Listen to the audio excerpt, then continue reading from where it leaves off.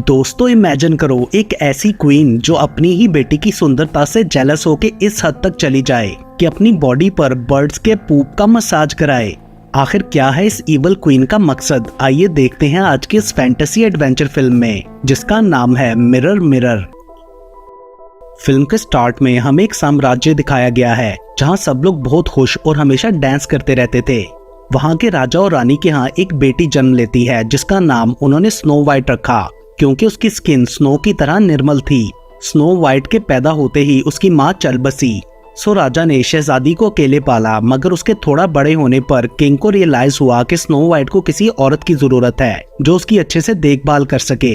सो राजा अपने लिए नई रानी ढूंढने लगा और आखिर उसे एक बहुत ही खूबसूरत औरत मिल गई जिसकी खूबसूरती का दीवाना होकर राजा ने उससे शादी कर ली। एक दिन राजा को जंगल में किसी बीस्ट के होने की खबर मिली और वो अपना साम्राज्य बचाने के लिए उससे लड़ने जंगल चला गया। जाने से पहले उसने स्नो वाइट को गुड बाय बोल के उसे अपना फेवरेट चाकू भी दिया था, मगर अनफॉर्चुनेटली किंग दोबारा कभी वापस नहीं आया, जिससे लोगों को लगा कि वो मर गया है और स्नो वाइट अब टोटली अपनी स्टेप मदर की केयर में आ गई, जिसने जल्द ही अपने असल रंग दिखाने शुरू कर दिए। उसके बाद हमें 10 साल बाद का टाइम दिखाया जाता है जहां क्वीन क्लेमेंटियाना किंगडम को रूल करती थी, मगर वो अपनी रिस्पॉन्सिबिलिटीज पर ध्यान देने की बजाय हर वक्त पार्टीज और ड्रेसेस में लगी रहती थी। यहाँ रूमर्स थे कि किंगडम बिल्कुल बेसहारा होने वाला है। सो वहाँ के बड़ों का ख्याल था कि क्वीन को दोबारा शादी कर लेनी चाहिए ताकि साम्राज्य को नया राजा मिल जाए। लेकिन इस प्रॉब्लम को टैकल करने की बजाय क्लेमेंटियाना ऑर्डर देती है कि ऐसे रूमर्स फैलाने वाले को सजा दी जाए। उसने शहजादी स्नो वाइट को भी महल से बाहर जाने से मना कर रखा था और क्वीन के पार्टी के टाइम तो उसे रूम से भी निकलने की इजाजत नहीं थी। अपनी 18th बर्थडे पर स्नो वाइट चुपके से बाहर निकलकर पार्टी अटेंड करने की कोशिश करती है, मगर क्लेमेंटियाना ने उसे देख लिया था और वो उसे डांटकर वापस रूम में भेज देती है। मीनवाइल जंगल में हम किसी साम्राज्य के प्रिंस एंड्रयू को देखते हैं जो कोई एडवेंचर करने के लिए आया था। उसका साथी चार्ल्स भी वहाँ छुपे बीस्ट की कहानियों से डरा हुआ था कि तभी अचानक वियर्ड शेप फिगर्स का एक ग्रुप उन पर अटैक कर देता है।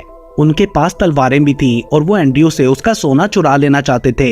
एंड्रयू वैसे तो तलवारबाजी में बहुत अच्छा था, मगर वो फाइनली इन 7 लोगों के सामने टिक नहीं पाता और हार जाता है।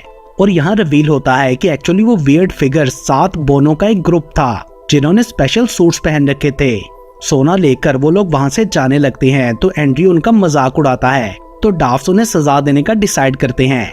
और अगले सीन में एंड्रयू और चार्ल्स बिना कपड़ों के पेड़ के साथ उल्टे लटके थे।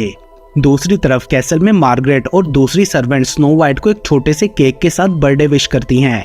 वो लोग स्नो वाइट की फ्रेंड्स थी और उन्हें उम्मीद थी कि एक दिन स्नो वाइट उस इवल क्वीन को हटा के यहाँ रूल करेगी। सो मार्गरेट स्नो वाइट को किंग का वो चाकू देकर कैसल से भाग जाने को कहती है। अगले सीन में हम क्लेमेंटियाना को देखते हैं जो अपने रूम में एक मैजिकल मिरर को एक्टिवेट करती है और उसके थ्रू वो मैजिकल मिरर हाउस में पहुंच गई थी। वहाँ उसका रिफ्लेक्शन मिरर क्वीन रहती थी। वो क्लेमेंटियाना को रिमाइंड कराती है कि चाहे वो जितना भी छुपा ले लेकिन अब वो बूढ़ी हो रही है, सो उसे अपना छठा हस्बैंड सिलेक्ट करने में ज्यादा देर नहीं करनी चाहिए क्योंकि उसकी दौलत भी खत्म होने वाली थी। मतलब क्लेमेंटियाना को जल्द ही शादी करने की जरूरत है। उधर बहुत ज्यादा सोचने के बाद स्नो वाइट कैसल से इजीली भाग जाती है क्योंकि गार्ड्स भी इसमें उसका साथ देते हैं। जंगल में से गुजरते हुए उसे एंड्रयू और चार्ल्स दिखाई देते हैं तो वो उन्हें रस्सी काट कर आजाद कर देती है। स्नो वाइट और एंड्रयू एक दूसरे से अट्रैक्ट होते हैं, मगर अनफॉर्चुनेटली दोनों को अलग अलग रास्ते जाना था। एंड्रयू महल में पहुंचकर अपनी हालत के लिए क्लेमेंटियाना से अपोलोजाइज करता है। क्वीन को एंड्रयू काफी अच्छा लगा था और उसके प्रिंस होने के बारे में जानकर वो एंड्रयू से शादी करने का फैसला करती है। एंड अब उसका प्लान था कि वो एंड्रयू के लिए एक पार्टी थ्रो करके उसे प्रपोज करेगी, मगर उसका एडवाइजर ब्राइटन बताता है कि हमारे पास पार्टी करने के लिए पैसे नहीं है। तो क्लेमेंटियाना उसे बोलती है कि लोगों से टैक्सेस कलेक्ट करके लाओ, जिस पर ब्राइटन उसे समझाने की कोशिश करता है कि लोग बहुत गरीब हैं, मगर वो नहीं सुनती। दूसरी तरफ स्नो वाइट टाउन में पहुंच जाती है और हैवी टैक्स की वजह से लोगों की गरीबी देखकर वो शॉक्ड रह गई थी। बचपन में राजा के साथ इन लोगों को उसने खुशी में गाना गाते और डांस करते देखा था। तभी ब्राइटन वहां नए टैक्सेस को अनाउंस करने आ जाता है। वो बोलता है कि क्वीन को राज्य की प्रोटेक्शन के लिए पैसों की जरूरत है क्योंकि जंगल में इवल बीस्ट घूम रहा है और पिछले सब अटैक्स के पीछे भी उसी का हाथ था। उधर एंड्रयू चार्ल्स को कपड़े, सोना और गार्ड्स लाने के लिए वापस अपने महल भेजता है। चार्ल्स उसे अकेला छोड़ के नहीं जाना चाहता था क्योंकि उसे क्लेमेंटियाना थोड़ी क्रेजी लगी थी, मगर एंड्रयू बोलता है कि मैं ठीक रहूंगा। उसके बाद स्नो वाइट महल में वापस आकर मार्गरेट को लोगों की हालत के बारे में बताती है। वो अपने फादर की मेहनत को ऐसे तबाह होता देखकर रोने लगी थी, जिस पर मार्गरेट उसे बताती है कि यहाँ प्रिंस के लिए पार्टी होने लगी है और तुम वहाँ जाकर प्रिंस का दिल जीत लेना ताकि उसकी हेल्प से तुम अपना राज्य वापस ले सको। पार्टी से पहले क्लीमेंटियाना खुद को सुंदर बनाने के लिए काफी अजीब सा स्पा ट्रीटमेंट करवाती है, जिसमें वो वॉर्म्स, प्रियाना फिशेज और बर्ड के पूप को यूज करती है।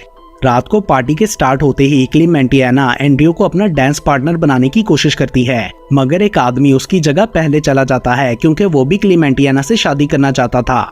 सो एंड्रयू स्नो वाइट के पास चला जाता है। दोनों डांस करते हैं, मगर जब स्नो वाइट उससे हेल्प के लिए कहने वाली थी तो क्लीमेंटियाना देख लेती है, जिससे डर के वो वहाँ से भाग गई थी। मगर गार्ड्स उसे पकड़कर क्वीन के पास ले जाते हैं। स्नो वाइट भी गुस्से में उसे बोल देती है कि मैं टाउन गई थी, तुमने हमारे लोगों का क्या हाल कर रखा है। अब क्योंकि स्नो वाइट ने बहुत से रूल्स तोड़े थे, इसलिए क्लीमेंटियाना उसे मार देने का ऑर्डर देती है और ब्राइटन से कहती है कि इसे जंगल ले जाकर बीस्ट को खिला दो। जाते जाते स्नो वाइट नोटिस करती है कि क्लीमेंटियाना का मूल नेकलेस आज बहुत ज्यादा चमक रहा था। जंगल पहुंचकर ब्राइटन स्नो वाइट के बंधे हाथ खोल देता है क्योंकि वो नहीं चाहता था कि शहजादी बीस्ट का शिकार बने, और वो उसे कभी वापस ना आने का बोलकर भाग जाने को कहता है। एंड देन वापस कैसल जाकर वो क्वीन से झूठ बोलता है कि मैंने आपका काम कर दिया। वो सबूत के तौर पर कुछ जानवरों के ऑर्गन्स भी दिखाता है कि ये स्नो वाइट के हैं। उधर जंगल में भागते हुए स्नो वाइट एक ट्री हाउस से टकराकर बेहोश हो जाती है। अगली सुबह होश में आने पर वो खुद को घर के अंदर पाती है, जो कि उन्हीं 7 बोनों का था। उनका मकसद ये था कि शहजादी के बदले हम क्वीन से पैसों की डिमांड करेंगे, जिस पर स्नो वाइट उन्हें सारी बात बता देती है कि एक्चुअली क्वीन ही उसे मारना चाहती है, मतलब उसे हेल्प की जरूरत थी। पहले तो डाफ्ट उसकी हेल्प करने का सोचकर डर जाते हैं, मगर स्नो वाइट की काफी रिक्वेस्ट के बाद वो एक रात उसे अपने घर में रखने के लिए मान जाते हैं। दूसरी तरफ ब्राइटन सब सर्वेंट्स को भी बता देता है कि स्नो वाइट मर चुकी है। एंड देन वो टाउन में टैक्स कलेक्ट करने जाता है। वापसी पर जंगल से गुजरते हुए डाफ्ट उसे लूट लेते हैं। उन्होंने गोल्ड के साथ साथ गार्ड्स का आर्मर भी ले लिया था। वापस घर पहुंचने पर स्नो वाइट डिनर बना के उनका वेट कर रही थी। वो आर्मर को पहचान लेती है, जिस पर डाफ्ट कन्फेस करते हैं कि वो असल में चोर हैं और उन्होंने क्वीन का पैसा चुराया है। ये सुन के स्नो वाइट गुस्सा हो जाती है और बोलती है कि टाउन गरीब है और लोगों को पैसे की जरूरत है, मगर डाफ्ट को इसकी परवाह नहीं थी क्योंकि टाउन के लोग भी उन्हें पसंद नहीं करते थे। वो बताते हैं कि क्वीन ने सब बुरे दिखने वाले लोगों को टाउन से निकाल दिया था, जिनमें ये 7 बोने भी थे, मगर तब टाउन के किसी आदमी ने उनका साथ नहीं दिया, इसलिए वो लोग अब चोर बन गए।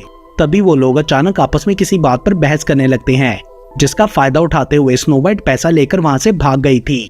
वो सातों उसके पीछे जाते हैं, जहां टाउन में स्नो वाइट सब लोगों को उनके पैसे वापस कर रही थी, मगर स्नो वाइट खुद इस बात का क्रेडिट लेने की बजाय सबको बताती है कि ये पैसा डाफ्ट ने वापस ला के दिया है, जिससे टाउन वालों के सामने डाफ्ट की रेपुटेशन अच्छी हो जाती है।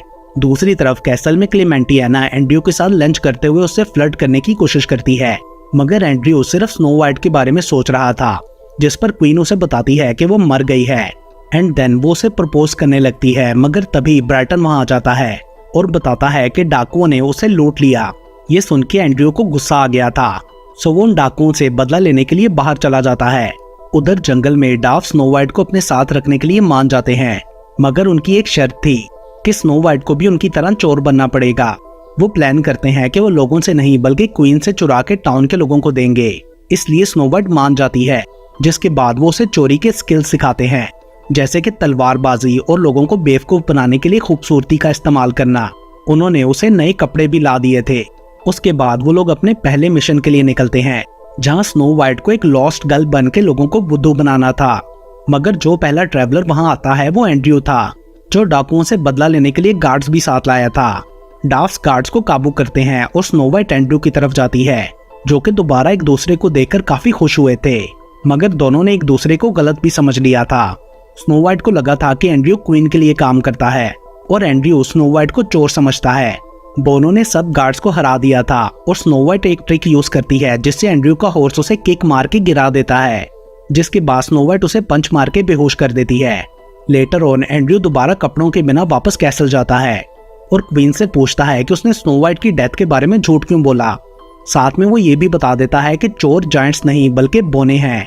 ये सुन के क्लीमेंटियाना नया प्लान बनाने के लिए फिर से मिरर हाउस जाती है, जहां मिरर क्वीन उसे बताती है कि इतना ज्यादा मैजिक यूज करने की उसे कीमत भी चुकानी पड़ेगी। मगर क्लेमेंटियाना को इस वक्त कोई परवाह नहीं थी, वो सिर्फ गद्दारों को सजा देना चाहती थी। सो वो मिरर क्वीन के थ्रू ब्राइटन को कॉकरोच में बदल देती है। साथ ही मिरर क्वीन उसे एंड्रयू पर जादू करने के लिए एक लव पोशन भी देती है। यही पोशन उसने किंग पे भी यूज किया था, लेकिन मिरर क्वीन का ये भी कहना था कि उसे एंड्रयू को भूल के अपनी एज का हस्बैंड ढूंढना चाहिए। मगर क्लेमेंटियाना फिर भी धोखे से एंड्रयू को वो पोशन पिला देती है, लेकिन उसको पीने के बाद एंड्रयू डॉग की तरह बिहेव करने लगता है। एंड बोतल को चेक करने पर उसे पता चलता है कि ये पोशन पपी लव के लिए है, लेकिन अब क्या हो सकता था। एंड फाइनली एंड्रयू शादी के लिए मान जाता है। जल्द ही क्वीन की शादी की खबर पूरे किंगडम में फैल जाती है। एक डाफ भी ये खबर सुन के अपने साथियों को बताता है, जिसे सुन के स्नो वाइट रोने लगती है क्योंकि वो एंड्रयू से प्यार करने लगी थी।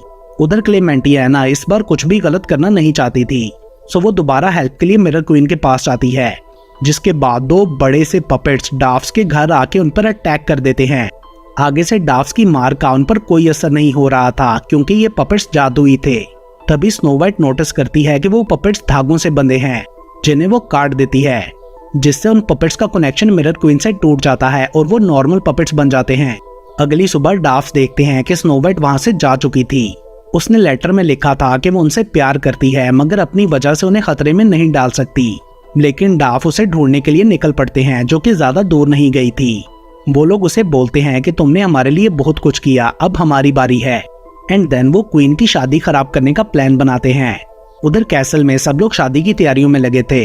ब्राइटन को भी दोबारा इंसान बना दिया गया था। एंड्रयू अभी भी डॉग की तरह बिहेव कर रहा था। गेस्ट समझते हैं कि शायद फॉरेनर्स ऐसा ही करते हैं। स्नो वाइट और बोने भी छुपते हुए पार्टी में आ चुके थे। एंड क्लेमेंटियाना के वहां पहुंचने तक वो एंड्रयू को लेकर वहां से जा चुके थे और उन्होंने एज यूजुअल सब गेस्ट के कपड़े भी उतरवा लिए थे। इस सब से गुस्सा होकर जेंट्री के लोग क्लेमेंटियाना को किंगडम पर रूल करने के काबिल नहीं समझते। उधर डाफ्स एंड्रयू का वियर्ड बिहेवियर देखकर समझ जाते हैं कि वो जादू के असर में है और हर तरह से उसे होश में लाने की कोशिश करते हैं, मगर कोई फायदा नहीं होता। और लास्ट में वो लोग लव मेथड के लिए स्नो वाइट से एंड्रयू को किस कराते हैं, जिससे वो ठीक हो गया था और सबसे अपोलोजाइज करता है। तभी अचानक बाहर से आवाजें आने लगती हैं। बीस्ट करीब आ चुका था। स्नो वाइट उससे लड़ने के लिए बाहर चली जाती है। उसने दरवाजा भी लॉक कर दिया था ताकि उसके दोस्त सेफ रहें, लेकिन बाहर स्नो वाइट क्लेमेंटियाना से टकराती है, जो कि उस बीस्ट की मास्टर थी, जिससे स्नो वाइट समझ जाती है कि क्लेमेंटियाना ने ही उसके डैड को मारा था। और अब क्वीन बीस्ट को स्नो वाइट के पीछे लगा देती है। उधर एंड्रयू बोनो से की लेकर खुद भी घर से बाहर आ जाता है। डाफ भी पीछे आ गए थे। क्वीन वापस मिरर हाउस जा चुकी थी, जबकि वो सब बीस्ट से लड़ते हैं, जो कि बहुत पावरफुल था। फाइट के दौरान स्नो वाइट का चाकू नीचे गिर जाता है, जिसे बोने वापस उसकी तरफ फेंकते हैं ताकि वो बीस्ट को मार डाले। तभी स्नो वाइट बीस्ट के गले में मून नेकलेस नोटिस करती है, जैसा सेम क्वीन के पास था, और वो चाकू से नेकलेस की चेन को काट देती है, जिससे स्पेल टूट जाता है और रिवील होता है कि बीस्ट असल में किंग है। इसका असर क्लेमेंटियाना पर भी होता है और उसे अब मैजिक यूज करने की कीमत चुकानी पड़ती है अपनी जवानी देकर। उधर स्नो वाइट अपने डैड से मिलकर काफी खुश थी। किंग बोनो के ग्रुप से उनकी हेल्प के लिए रिवॉर्ड का प्रॉमिस करता है। फाइनली राजा ने एंड्रयू और स्नो वाइट की शादी करा दी थी, जहां पार्टी में क्लेमेंटियाना स्नो वाइट को एक एप्पल देती है, मगर स्नो वाइट ने उसे पहचान लिया था और वो एप्पल क्लेमेंटियाना को ही खिला देती है, जिससे मैजिक टोटली खत्म हो जाता है। मतलब वो मिरर हाउस एक्सप्लोड हो गया था और पूरे राज्य को स्पेल से आजादी मिल जाती है। और इसके साथ ही ये मूवी यहीं पर खत्म हो जाती है।